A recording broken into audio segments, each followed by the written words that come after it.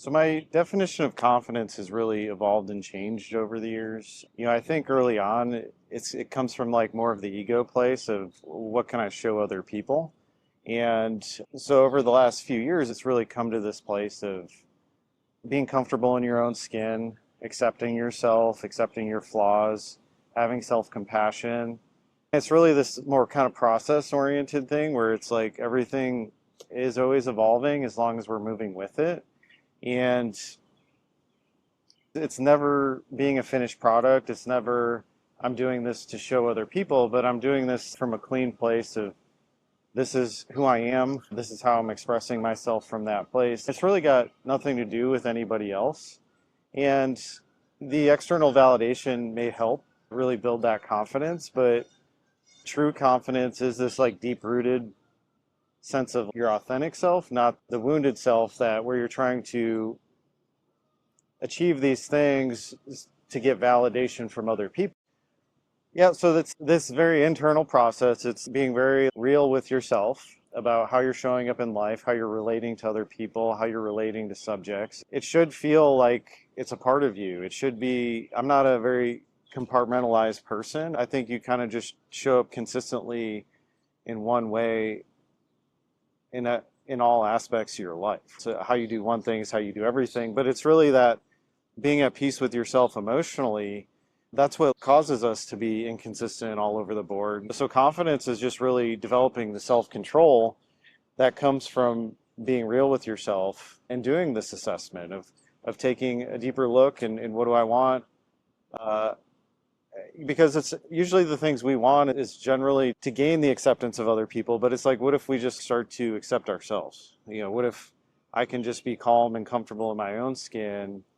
And then from that place, I don't feel forced to act in any specific way. I can just do the things that I'm inspired by, that interest me, that excite me, and I follow that path.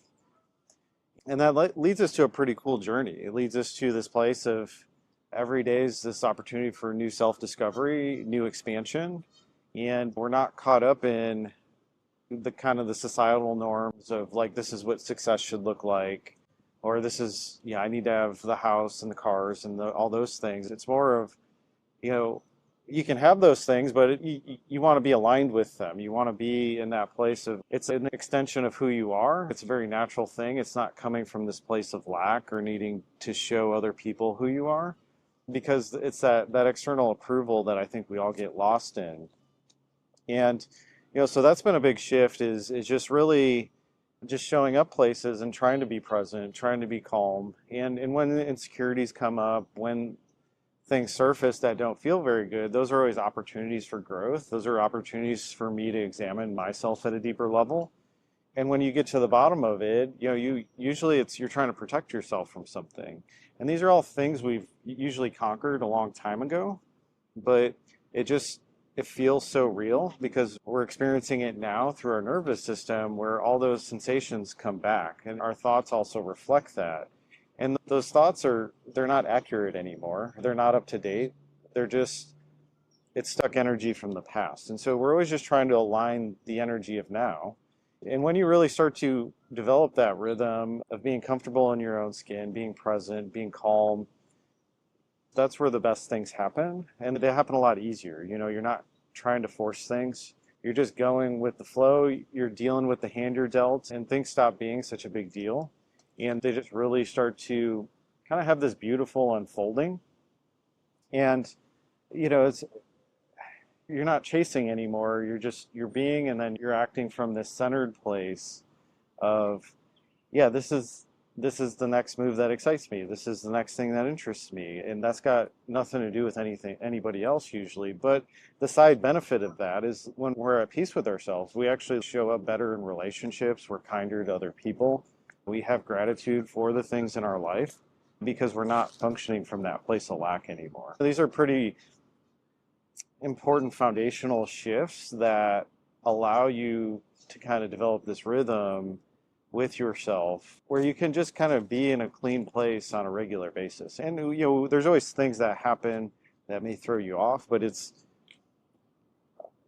once you do it enough, like you realize you can always find your center again and you can get back there a lot faster. It's really developing these self-reflection practices to just be in tune with yourself on a regular basis. Because when you're in tune with yourself, that's really where you're getting the best results, regardless of anything. If we're trying to measure up to certain like status markers, that's we manipulate those things. That's not really coming from ourselves. That's coming from that external focus. So we try to get internal with our process so that we can just really align and be with an authentic life and being authentic in our relationships and stop judging things so much and stop the whole I need this and then I'll be happy cycle, because we can be happy today, like it's a choice, and it's always this perspective shift. So anytime we're working on developing confidence, it is just I need to adjust how I see all the things in my life. I need to see it in a way